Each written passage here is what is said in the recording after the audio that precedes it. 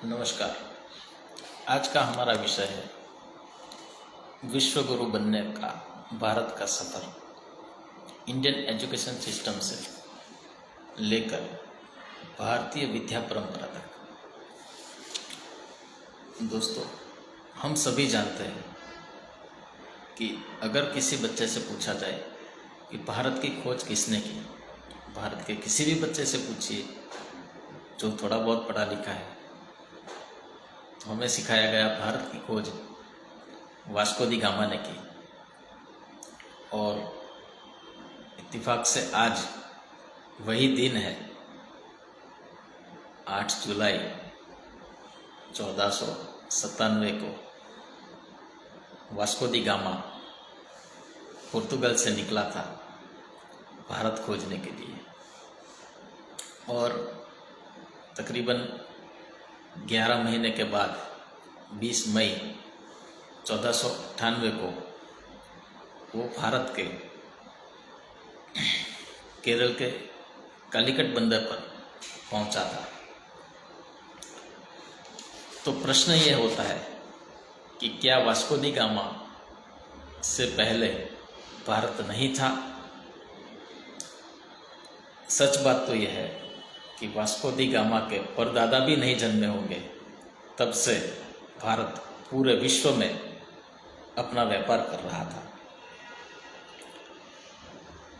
East India company Bharat में आई तकरीबन 1600 की साल। तो क्या उससे पहले भारत नहीं था? क्या उससे पहले भारत कोई व्यापार नहीं करता था? क्या उससे पहले भारतीयों को व्यापार करना नहीं आता था? ये सभी बातें देखी जाए तो कहीं ना कहीं हमें डिमोरलाइज करने के लिए या अपने आप को नीचा दिखाने के लिए ये बातें किताबों में डाल दी गई।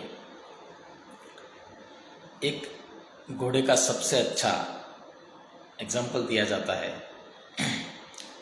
एक घोड़े का बच्चा है, जब से छोटा होता है तब से उसको एक इतने छोटे से किले के साथ बांध के रख दिया जाए, तब वो घोड़े का बच्चा बड़ा होने के बाद भी उसको तोड़कर जाने की हिम्मत नहीं कर पाता,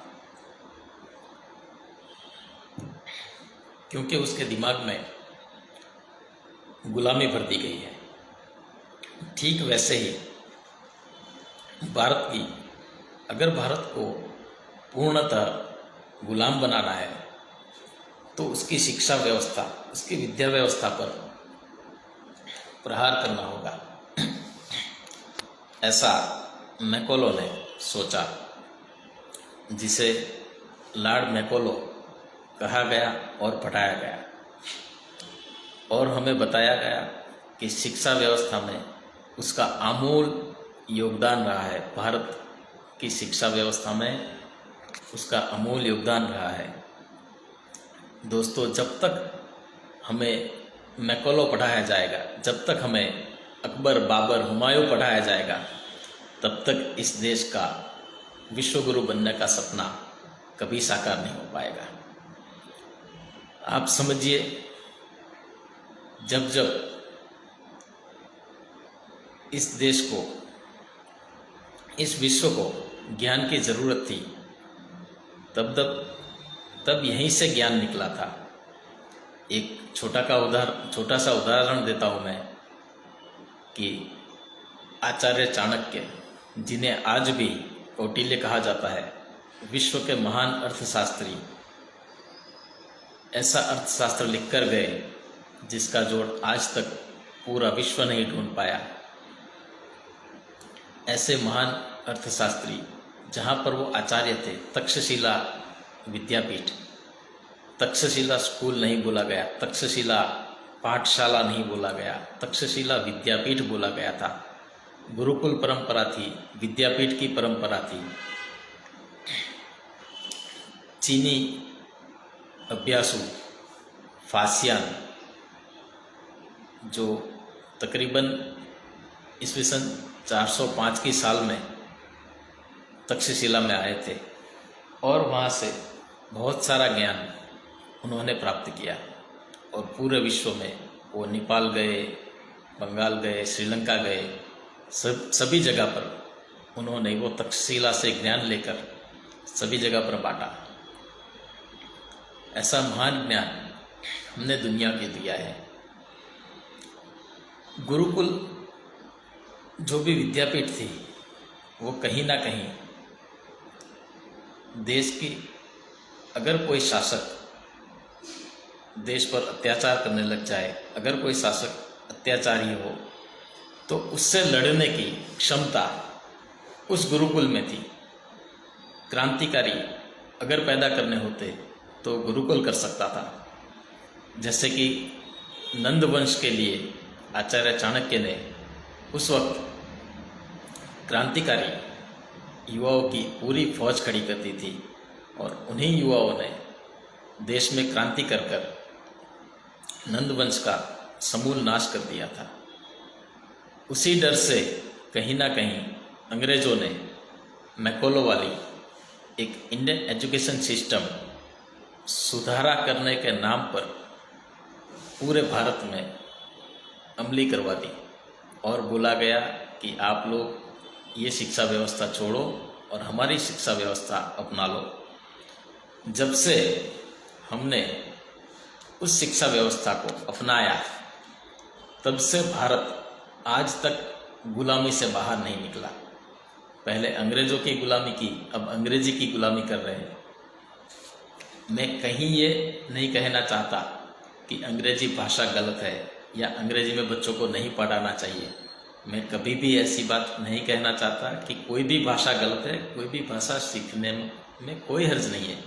आप अंग्रेजी पढ़ाओ, फ्रेंच पढ़ाओ, जर्मन पढ़ाओ, संस्कृत पढ़ाओ, दुनिया की कोई भी भाषा पढ़ाओ बच्चों को, कोई परहेज नहीं है।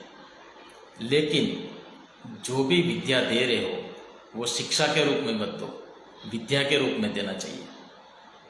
मैंने ये बात पहले भी कही थी और आज भी फिर भी दोहरा रहा हूँ। मेरे कई दोस्तों ने मुझे इस पर ट्रोल भी किया है कि तेरी ये बात गलत है कि अगर एजुकेशन नहीं होता तो हम लोग यहाँ तक नहीं होते, हम लोग आज ये प्रैक्टिस नहीं कर पा रहे होते।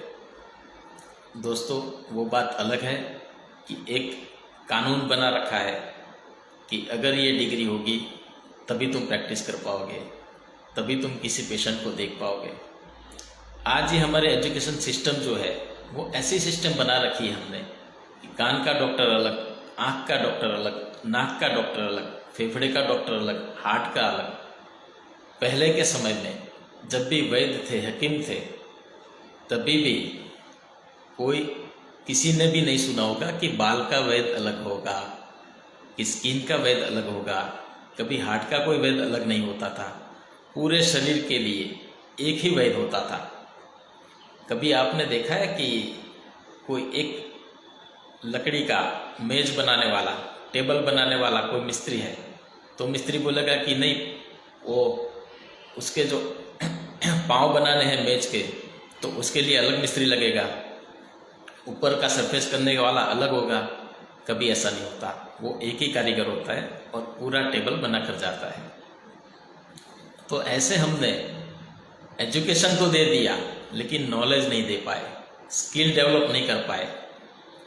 इंग्लिश पढ़ा लिया हमने, लेकिन जो हमें नॉलेज देना चाहिए कि अंग्रेजी को मात्र एक भाषा के रूप में स्वीकार किया जाए, न कि उसके लिए जोर जबरदस्ती की जाए कि अंग्रेजी नहीं आती तो तू पछात है, अंग्रेजी नहीं आती तो तू इलिटरेट है। भाई ये क्या बात हो गई? अंग्रेजी सिर्फ एक भाषा है। आप इंग्लैंड चले जाओ, साला वो कचरा साफ करने वाला भी अंग्रेजी बोलेगा। अरे भाई उसकी भाषा है। आप अगर फ्रांस चले जाओ, फ्रांस वाले को बोल दो कि तू एक काम कर, तू हिंदी में मुझे कोई कविता सुना दे, नहीं सुना पाएगा। उसका मतलब वो अनएजुकेटेड हो गया। रशिया का राष्ट्रपति अंग्रेजी नहीं बोलता, चीन का राष्ट्रपति अंग्रेजी नहीं बोलता, तो हमारे वालों को क्या चर्बी चढ़ रखी है भैया? क्यों ऐसा है कि अंग्रेजी बोलोगे तभी दुनिया में प्रभाव पड़ेगा? आज हमारे प्रधानमंत्री जी है, हिंदी में भाषण देते, कहीं पर भी जाते हिंदी में भाषण देते। अरे तुझे सीखना है तो हमारी भाषा सीख लेना भाई। अंग्रेजी आनी चाहिए, बात अच्छी आती है तो बात अच्छी है, लेकिन बच्चों पर ऐसा दबाव मत डालो कि नहीं आनी ही चाहिए। डिग्री किसी भी बुद्धि के लिए डिग्री कोई मापदंड नहीं हो सकती।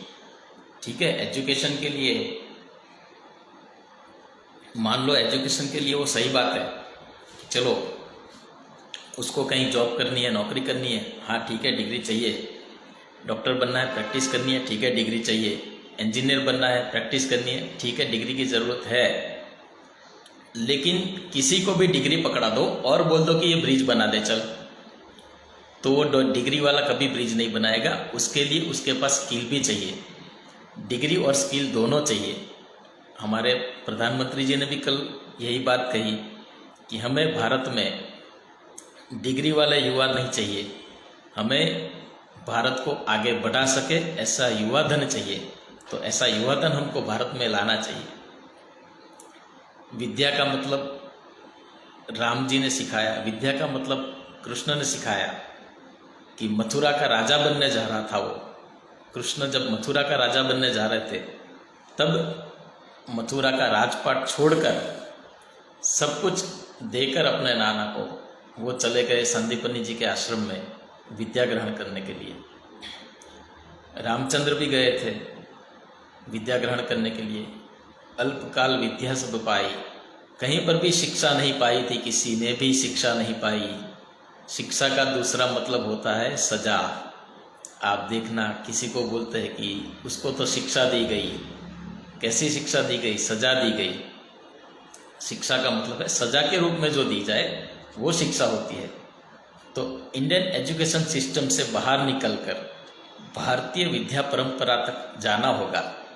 अब दोनों का अंतर मैं बताता हूँ कि आज की एजुकेशन सिस्टम ने कभी भी कोई गणितज्ञ पैदा नहीं किया, कोई भी वैज्ञानिक ऐसा नहीं पैदा कर सके कि जो पूर्णतः विज्ञान में डूब जाए। भारतीय विद्या परंपरा में किसी भी एक विषय में उसको पारंगत कराया जाता था। आज सभी विषय का थोड़ा थोड़ा ज्ञान लेकर वो आगे तो बढ़ जाता है, लेकिन किसी भी विषय में वो पारंगत नहीं है।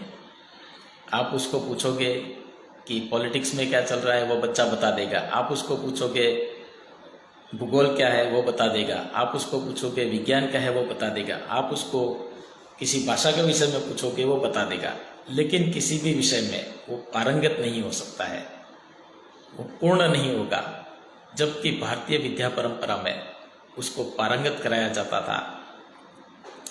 प्राथमिक ज्ञान जरूरी था कि अर्जुन को गदा चलाना भी आना चाहिए, भीम को तीर चलाना भी आना चाहिए। पर इसका मतलब ये नहीं है कि अर्जुन को अगर तीर दे दिया जाए, आप एक बार सोचो कि अर्जुन को अगर तीर दे दिया गया होता तो क्या परिणाम होता। जबरदस्ती उसको बोला गया होता कि नहीं तुझे तो तीर ही चलाना है, तू क्यों तीर नहीं चलाएगा, तो वो अर्जुन को गदा दे दे, तू तीर चला ले, तो सोचो परिणाम क्या होता। तो पूरी एजुकेशन सिस्टम को एक तो बिगाड़ कर रख दिया है और ऊपर से बच्चों पर ब्लेम कर रहे हैं कि तू ये नहीं कर पाता, तू ये नहीं कर पाता, तू ये नहीं कर पाता। बच्चों की कोई गलती नहीं है। पूरा एजुकेशन सिस्टम सुधारने की ज़रूरत है। स्कूल सुधारने के लिए बहुत लोग पड़े हैं पीछे। स्कूल का बिल्डिंग ये होना चाहिए, ये होना चाहिए, ये करना चाहिए, ये करना चाहिए। स्कूल के बिल्डिंग में एसी होना चाहिए, कोई बात नहीं है, रखो। आपको ठीक लगता है रखो, आप कैपेबल हो रखो। अपने बच्चों को एसी कमरे में रखो, एसी स्कूल में भर्ती करवाओ, कोई प्रॉब्लम नहीं है। अच्छी से अच्छी सुविधा उसको दो, उसमें भी कोई दो राह नहीं है। लेकिन पढ़ाई का एसी से न तो कोई लेना देना तब था, न तो अब होगा, और न तो आने वाले 100 सालों में होगा। एसी से कोई बच्चा कभी नहीं पढ़ता है। जो पढ़ने वाले थे वो गुरुकुल में पेड़ के नीचे बैठ के भी पढ़ लिए और उसी विषय में पारंगत हो चुके। महर्षि सुश्रुत, महर्षि कणाद जैसे ऋषि मुनि जो आज भी विज्ञान उनके चरण छूता है, विज्ञान को उनका लोहा आज भी मानना पड़ता है। ऐसे वैज्ञानिक थे हमारे ऋषि। उन परंपराओं से दूर कहीं ले जाकर हमको छोड़ दिया गया है। वहाँ से वापस आना होगा, पुनः भारतीय विद्या परंपरा को अमलीकरण में लाना होगा। उसके लिए माँ बाप को, सरकार को, सभी को ध्यान में रखना होगा कि हमारा बच्चा किसी भी एक विषय में, कम से कम एक विषय में पारंगत हो, तभी इस देश का कल्याण हो सकता है। तो आइए हम सब चले इंडियन एजुकेशन सिस्टम से वापस भारतीय विद्या परंपरा तक। वंदे मातरम। भारत माता की जय। नमस्कार।